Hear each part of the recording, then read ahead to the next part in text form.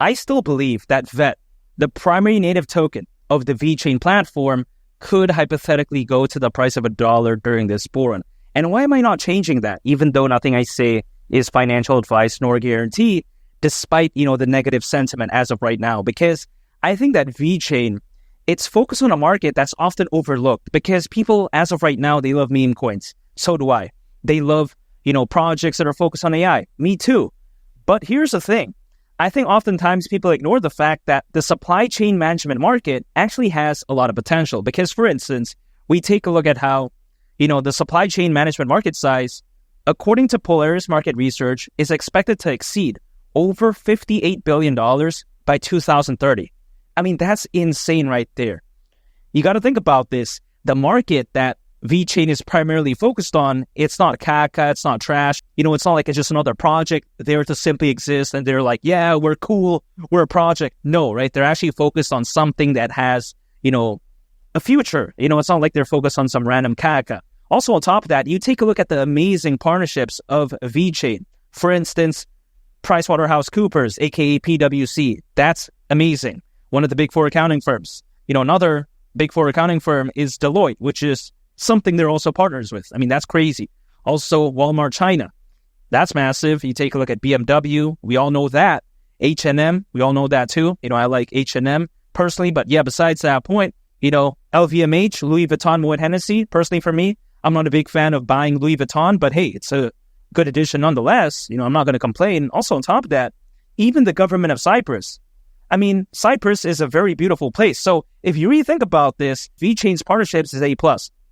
Now, with that being said, some people like to say, hey, dude, you glaze too hard. Why are you glazing VeChain like this? Well, I don't think it's glazing if it's actually true because I'm backing up my glazing, if that makes sense. I'm backing up what I'm saying. So I don't think it's really glazing at the end of the day. But yeah, besides that point, you take a look at how the VeChain platform actually contains two tokens. The first is VET, which I've been talking about up until this point, which I really love. That's a primary token, and it's used to transfer value across the network. While on the other hand, there's something called VeTho. Now, the VeTho stands for VeChain Thor Energy. And yeah, you heard that right. I just said Thor, like, the one in the Marvels movie or Avengers or whatever. But yeah, you get my point. VeChain Thor Energy, aka VeTho, it's used for gas fees. But to be honest, I don't really, pay attention to VeTho. I focus more on VET. But that's just my personal preference. But yeah, besides that point, both VET and VeTho, they're used on something called the VeChain Thor blockchain. And the amazing thing about it is that it's actually super reliable because we see Solana at one point experiencing 8 different network outages in just a time span of a year. Sometimes we see this other network experiencing issues. Some other networks, right? They're down due to security breaches. But when it comes to this isn't the case because, for instance, ever since 2018, it has experienced a total of 0 network outages. That's very impressive in my opinion. It's like kind of the Toyota blockchains. You got to think about that. A Toyota, it feels like it never breaks down. This also, it feels like it never breaks down. So I love that. It's like the Toyota blockchains. It's super reliable in my opinion. At least the data shows it, so I'll believe that. But with amazing fundamentals, what is often lacking? That's amazing leadership. And this has that covered. You take a look at, Jay Zhang, the CFO. He's a former employee at Deloitte and PwC. You take a look at also the CEO, Sunny Lu, former CEO of Louis Vuitton China. So that's amazing. By the way, I'm not related to them, even though some people may think that, but come on, man. When I take a look at VeChain overall, I think it's pretty much a complete project, amazing fundamentals, amazing team that has an amazing resume. I think the sky's the limit. And VET at the price of $1. With all that being said, really, is $1 too much? I don't think so. If it were to do that, its market cap would be around $80 billion, considering current circulating supply. Not bad. We've seen Dogecoin reach over 80 billion. I mean, come on. Dogecoin, caralho, porra. Now I get it. It's a meme coin, and people like to say that, oh man, take a look at it. It has more fans, more hype. But come on, VeChain is just much better, even though it has less hype and less fans. I think that when I take that into consideration, it kind of evens out the playing field. So if something like Doge can reach over 80 billion, why can't VET at least go to around 80 billion? Now, also BNB reached over 100 billion. Now, this is kind of nonsense because you take a look at just last year, slightly over 2% of the crypto hacks that happened actually occurred on the BNB Smart Chain ecosystem, according to Crypto.com research. You got to think about this, right? Is that really that great? Do you see any of this type of nonsense going on VeChain?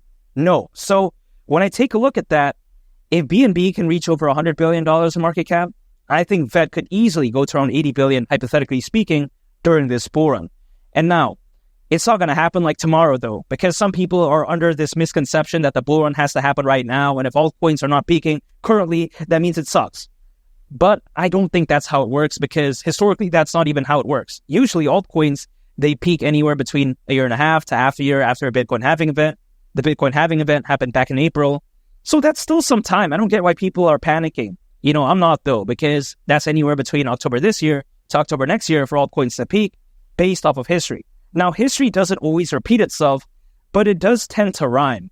So I'm going to take a look at that range, and I'm still going to continue to accumulate, because if it pumps early, great. I believed in VeChain for years now at this point, so I'm not going to give up anyways. But then if it happens a little bit later, let's say near the end of next year, I really don't mind as well, because if I have more time to accumulate, why not? I don't think it's necessarily a bad thing if I have more time to accumulate. And of course, I'm not day trading, not using leverage, not swing trading. I'm just accumulating anytime earned income, dollar cost averaging, holding, and just waiting. That's it. That's just my style. I like to keep things simple. And why would I not wait? Again, there's over 600 million crypto owners as we speak, according to Crypto.com research. This is more than ever before in history. I think this time around, the FOMO buying pressure and buying volume could be ridiculous. I think Bitcoin has such a bright future. Take a look at the Bitcoin ETF, the number of institutional investors, 100,000, 150,000. I think that could very well be peanuts for Bitcoin this time around. And if it were to do that, altcoins, much like VET, I think are going to go along with the ride and hypothetically go to the price of $1. And I can't wait. I'm going to stay patient.